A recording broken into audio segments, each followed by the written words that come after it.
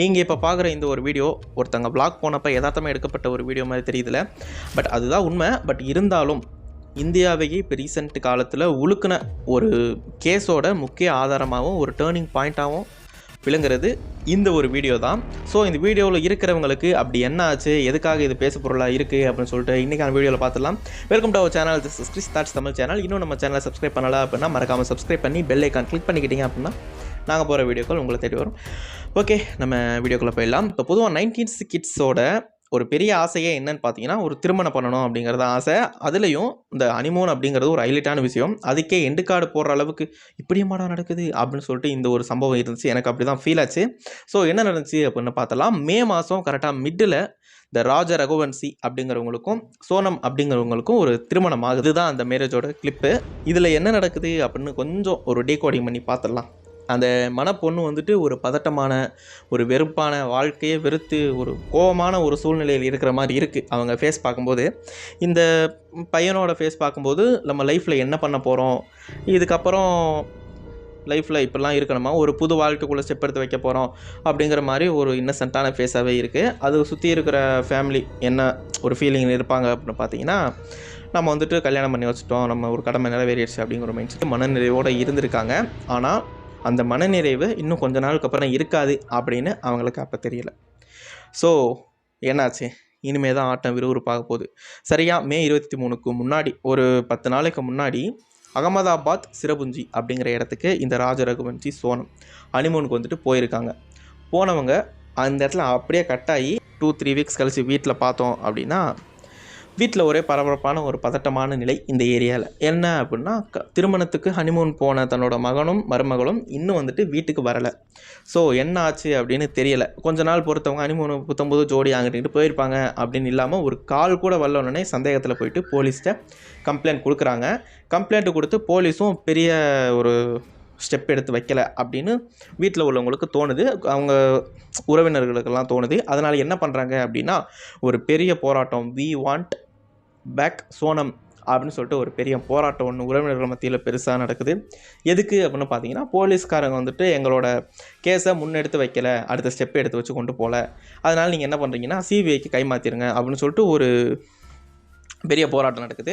அந்த போராட்டத்தை கட்டுப்படுத்த முடியாமல் கேஸை என்ன பண்ணுறாங்க அப்படின்னா, கொஞ்சம் சிவியராக, ஏன்னா டைமும் போய்கிட்டே இருக்குல்ல, சந்தேகமும் அதிகமாகுது, அதனால் என்ன பண்ணுறாங்கன்னா சிபிஐக்கு கைமாற்றி விட்றாங்க அந்த கேஸ். சிபிஐயும் தன்னோட முதற்கட்ட விசாரணையாக ஃபஸ்ட்டு ஸ்டெப் என்ன பண்ணுறாங்க அப்படின்னா, அவங்க தங்கியிருந்தாங்களா அகமதாபாத் சிரபுஞ்சி, அது பக்கத்தில் இருக்க ஹோட்டல், அங்கே போயிட்டு விசாரித்து பார்க்குறாங்க. கப்பல்ஸ் ஒன்று வந்தாங்க, என்ன அதை பற்றி தகவல் தான் தெரியுமா அப்படின்னு விசாரித்து பார்க்குறப்ப அவங்க சொன்ன பதில் என்னென்னா, மே 23 அந்த டேட்டில் அவங்க வந்துட்டு இந்த மாதிரி செக் அவுட் ஆகி போயிருக்காங்க அப்படின்னு சொல்லி அதுக்கான சிசிடிவி ஃபுட்டேஜும் இருக்குது. அதை வந்துட்டு கலெக்ட் பண்ணிக்கிறாங்க சிபிஐ.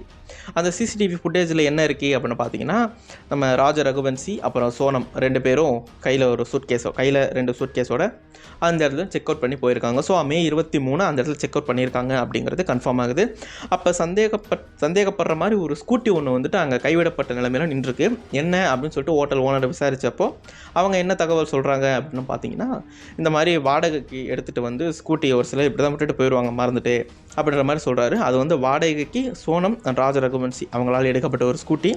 ரொம்ப நாளாக அந்த ஸ்கூட்டி அப்படியே இருந்த மாதிரி ஒரு இருக்குது. ஓகேங்களா, இவங்க அடுத்த கட்ட நடவடிக்கை என்ன பண்ணுறாங்க அப்படின்னு பார்த்தீங்கன்னா, பொதுவாக இந்த மாதிரி கல்யாணம் ஆகி ஹனிமூன் போவாங்க பார்த்தீங்களா கப்புள்ஸ், அவங்க என்ன பண்ணுவாங்க அப்படின்னா, பொதுவாக ஹனிமூன் போனாலே இவங்க என்ன பண்ணுவாங்க அப்படின்னா, ஒரு கைடு ஒன்று நமக்கே தெரியும்ல, கைடு ஒன்று வச்சுப்பாங்க.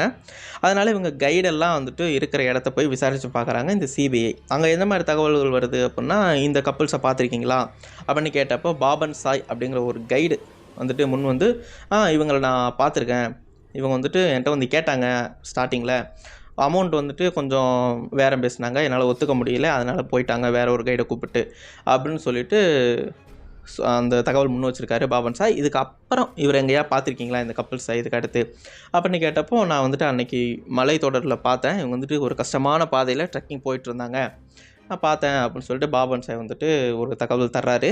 நீங்கள் அவரை மட்டும் தான் பார்த்தீங்களா அப்படின்னு போலீஸ்கார் கேட்டப்போ, இல்லை கூட 3 பேர் இருந்தாங்க, அந்த பொண்ணு வந்துட்டு பின்னாடி நடந்து போனாங்க, முன்னாடி அந்த 4 பேர் பேசிட்டு போனாங்க அப்படின்னு சொல்லிட்டு இவர் அந்த தகவலை தெரிவித்தோடனே போலீஸ்காருக்கு சந்தேகம் வருது. அந்த சிபிஐ காரங்களுக்கு சந்தேகம் அந்த இடத்துல வருது. அதனால் இவர் சொன்ன அந்த மலைப்பாதையில் போய் பார்க்கலாம், அந்த ட்ரெக்கிங் போகிற ரூட்டில் போய் பார்க்கலாம் அப்படின்றப்ப அங்கே போய் ஒரு பயங்கரமான சர்ச்சிங் நடக்குது. அந்த சர்ச்சிங்கில் ஜார்ஜ் அப்படிங்கிற ஒரு மலைப்பகுதியில் ஒரு ஆண் பிணமானது கண்டெடுக்கப்படுது. அந்த பிணம் எந்த நிலைமையில் இருக்குது அப்படின்னு பார்த்தீங்கன்னா, ஒரு கூர்மையான ஆயுதத்தை வச்சு தலையில் 2 தடவை ஓங்கி அடிச்சிருக்காங்க. அதுக்கப்புறம் உடம்பு ஃபுல்லாக வெட்டுக்காயத்தோடு அங்கங்கே துணி இரத்த கலரியோடு இருக்குது. பக்கத்தில் வந்துட்டு இந்த கத்தி அந்த மாதிரி ஆயுதங்கள் கூட வந்துட்டு ஒரு பெண்ணோட துணி. ஸோ இதுதான் அந்த இடத்துல இருக்குது பக்கத்தில். அதை எடுத்து இன்வெஸ்டிகேஷன் பண்ணுறப்போ அந்த இடத்துல வந்துட்டு கேஸ் எந்த மாதிரி ஒரு கோணத்தில் போகுது அப்படின்னு பார்த்தீங்கன்னா, அந்த சோனம் பொண்ணுக்கு என்னாச்சு. ஸோ இதை நம்ம கேள்விப்படுற நமக்கே என்ன தோணுன்னா, ஆண் இருக்காங்க, அந்த பொண்ணுக்கு என்னாச்சு, ஒருவேளை அந்த 3 பேர் கேரக்டர் சொன்னால அவங்க வந்துட்டு கடத்திட்டு போயிட்டாங்களா அப்படிங்கிற ஒரு கோணத்தில் வந்துட்டு சிபிஐ அந்த கேஸை முன்வைக்குது. இதனால் ஒரு பெரிய போராட்டங்கள் நடக்குது. அந்த பொண்ணுக்கு என்னாச்சு அப்படின்னு சொல்லிட்டு எல்லாரும் பதட்டப்படுறாங்க. சரியாக ஜூன் 9 இந்த கேஸையே புரட்டி போடுற மாதிரி ஒரு கால் ஒன்று வருது. அந்த கால் பேசுனது வேறு யாரும் இல்லை, அது சோனம் தான். பேசி அவங்க அண்ணனுக்கு கால் பண்ணியிருக்காங்க. ஜூன் 9 ஒரு மதியான டயத்தில் இருக்கும். ஒரு 1 மணிலேருந்து 3 மணிக்கு, அது 2 மணிக்குள்ளே அந்த டயத்தில் இருக்கும். கால் பண்ணி இந்த மாதிரி நான் ஒரு கடையில் ஹோட்டலில் இருக்கேன், நீங்கள் தான் வந்துட்டு காப்பாற்றணும் அப்படிங்கிற மாதிரி அந்த தகவல் வந்திருக்கு. அதனால் அந்த சோனமோட அண்ணனுக்கு கால் வந்திருக்கு. இதை தொடர்ந்து அந்த சிபிஐ அங்கே போயிட்டு அந்த பொண்ணை மீட்டு வந்துட்டு ஒரு சில விசாரணைகள், ஒரு மாற்று கேள்விகள் அப்படி கேட்க ஒரு சில உண்மைகள் வெளியே வந்திருக்கு. அதில் ஒரு குறிப்பிட்ட டயத்தில் ஒரு உண்மையானது வெளியே வந்திருக்கு. அது என்னென்னா, அந்த சோனம்ன்ற கேரக்டர், பரிதாப கேரக்டர் இருக்குல்ல, அந்த கேரக்டர் தான் கூலிப்படை வச்சு அவங்க கணவனை கொண்டது. அந்த ராஜரகுவன்சியை கொலை பண்ணதே அவங்க தான். ட்விஸ்டாக இருக்குல்ல. ஓகே, கூலிப்படை எப்படின்னா 20 லட்சம் அங்கே கூலிப்படை கேட்டிருக்காங்க.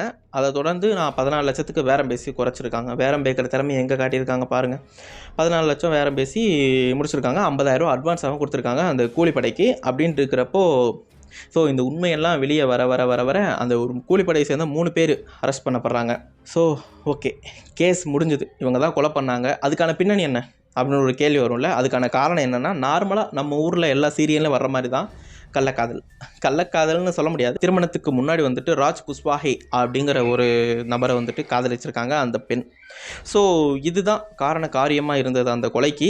இவங்க திருமணத்துக்கு முன்னாடி காதலிச்சிருக்காங்க. பேரண்ட்ஸ் வந்துட்டு வலுக்கட்டாயமாக அந்த பையனுக்கு திருமணம் பண்ணி வச்சுருக்காங்க. இதனால் ஏற்றுக்க முடியாமல் தற்கொலையாக பண்ணியிருக்கலாம், சரி விடுங்க, இதனால் ஏற்றுக்க முடியாமல் அந்த நபரை மட்டை பண்ணிட்டாங்க. அது கூலிப்படை வச்சு கூலிப்படைக்கு 14 லட்சம் கொடுத்து மட்டை பண்ணிட்டாங்க.